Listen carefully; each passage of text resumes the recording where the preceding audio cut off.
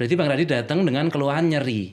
Nyeri yang mungkin Iya. masih memang mengganggu, tapi masih bisa terkendali lah dengan stretching, dengan apa. Biasanya kita memang tidak operasi.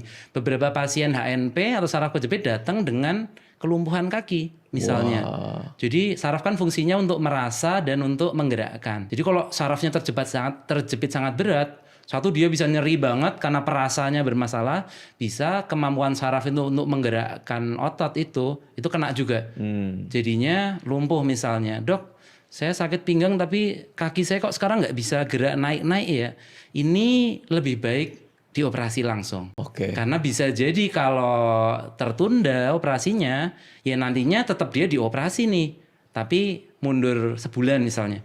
Itu bisa jadi nggak sembuh sepenuhnya. Oke. Jadi Bang Radit, ya kita pengennya pasti nggak kambuh kan. Jadi Iya. suatu hari kambuh tapi gejalanya berat, jangan sampai kan. Iya. Tapi misalnya terjadi, ya konsultasi sama dokter lagi deh. Kira-kira yang terbaik apa? Nah, karena takutnya yang sampai nggak bisa kencing itu, kencing tiba-tiba itu. Ya, itu yang kita sebut sebagai alasan untuk operasi yang nomor 2. Jadi misalnya satu pasien datang tahu-tahu kakinya lumpuh misalnya, itu lebih baik langsung operasi. Nggak ditunggu dulu, dicoba stretching dulu kakinya padahal udah nggak bisa gerak-gerak kan. Yang kedua adalah kalau ada gangguan fungsi otonom. Fungsi otonom itu kayak kemampuan buang air besar, buang air kecil. Jadi pasien datang biasanya gini, dok saya udah sakit pinggang udah lama sih menjalar, tapi kok ini 1 hari terakhir buang air kecilnya susah banget. Buang air besarnya sampai nggak bisa.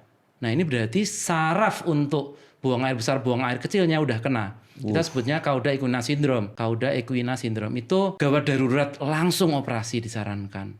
Karena bisa jadi kalau terlambat dioperasi nggak balik kemampuan itu bang. Takutnya di situ. Itu serem.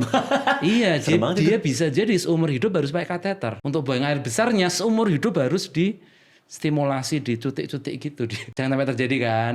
Tapi untuk ke sana jauh, perjalanan lumayan jauh kah? Tergantung prosesnya. Beberapa orang gejala muncul pelan-pelan. Jadi awalnya sakit pinggang, lama-lama nantinya menjalar, lama-lama jarinya susah digerak.